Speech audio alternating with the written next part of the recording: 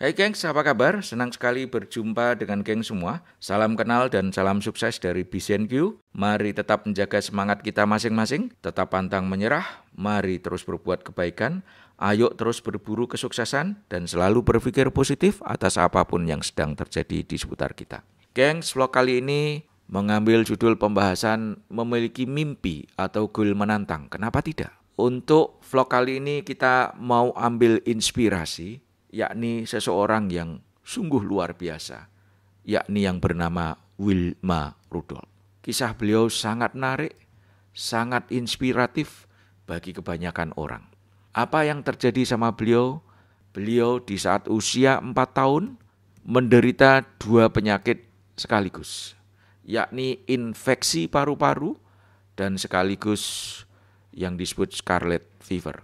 Kombinasi 2 penyakit yang menyebabkan bersangkutan lumpuh hingga mendapatkan vonis yang sangat menyakitkan dari dokter, yakni yang bersangkutan tidak bakal mampu menginjakkan tapak kakinya secara sempurna ke muka bumi sampai kapanpun. Nah, yang menarik adalah gengs, di saat beliau usianya semakin bertambah dan mulai bisa diajak komunikasi, ada pertanyaan yang diajukan kepada dirinya. Pertanyaan tersebut adalah, apa cita-citamu nak? Jawabannya sungguh amat sangat mengagetkan. Pada saat ditanya apa cita-citamu nak, jawabannya adalah menjadi pelari tercepat di dunia.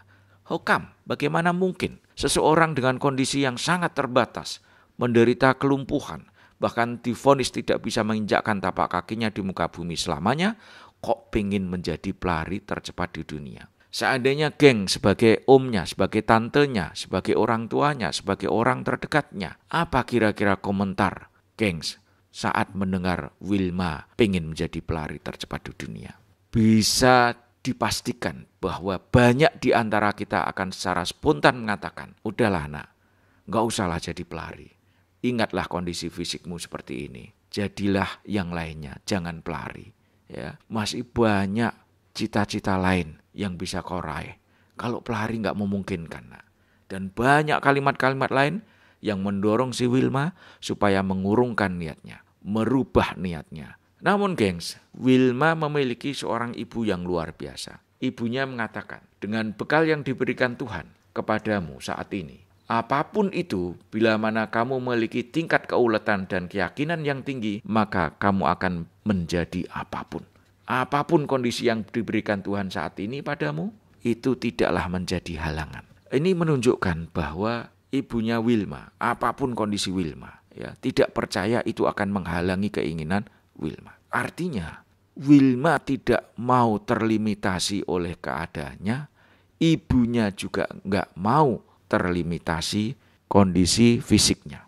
Bila seseorang tidak terlimitasi, tidak membebek terhadap pembatasan yang ada, maka bisa dibayangkan orang tersebut pasti akan berusaha mengeksplorasi dirinya dengan luar biasa. Dan karena Wilma betul-betul tetap kekeh dengan apa yang diinginkannya, apa yang terjadi geng. Di usia 9 tahun, melawan nasihat dokter, Wilma tidak mau lagi memakai alat penopang tubuh untuk bisa berjalan. Dan mulai berlatih berjalan normal. Jadi alat penopang kakinya itu tidak dipakai lagi melawan nasihat dokter. Dibuang dan mulailah Wilma berlatih berjalan normal. Geng, bisa dibayangkan bagaimana saat beliau mulai berlatih berjalan normal, melepaskan dirinya dari ketergantungan alat yang ada di tubuhnya. Bisa dipastikan beliau akan berkali-kali jatuh, bahkan merintih menahan sakit supaya bisa berjalan normal. Namun berkali-kali jatuh, merintih sakit itu bukan menjadi halangan. Dan ini menunjukkan betul-betul bahwa Wilma tidak mau terjebak dalam limitasi yang dianut oleh publik. Dan dengan terus-menerus melakukan upaya berlatih berjalan hingga akhirnya di usia 13 tahun mulailah Wilma ikut lomba lari. Sesuatu yang muskil, yang tidak mungkin menjadi mungkin di saat individu tersebut tidak membebek, mengikuti berbagai asumsi publik, tidak mengikuti saran sejumlah orang yang berusaha untuk membatasi dirinya. Berikutnya apa yang terjadi, geng? Di usia 15 tahun, karena begitu terbayang oleh mimpinya, yang bersangkutan terus-menerus berlatih, hingga akhirnya yang bersangkutan, si Wilma, didampingi pelatih profesional. Dan di usia 16 tahun, Wilma menjadi anggota termuda tim Olimpik US di Melbourne, Australia di tahun 1956. Medali perunggu berhasil diraihnya untuk pertandingan lari estafet 400 meter. Gengs, rentang waktu yang dibutuhkan dari kondisi dia mendapat vonis hingga bisa mengikuti lomba lari di Olimpik lagi, itu 12 tahun. Sekali lagi, geng, ini adalah contoh yang luar biasa yang menunjukkan bahwa bila seseorang berani menetapkan gambaran masa depan yang diinginkannya dan tidak mau mengikuti limitasi yang disematkan di dirinya, hasilnya sungguh luar biasa.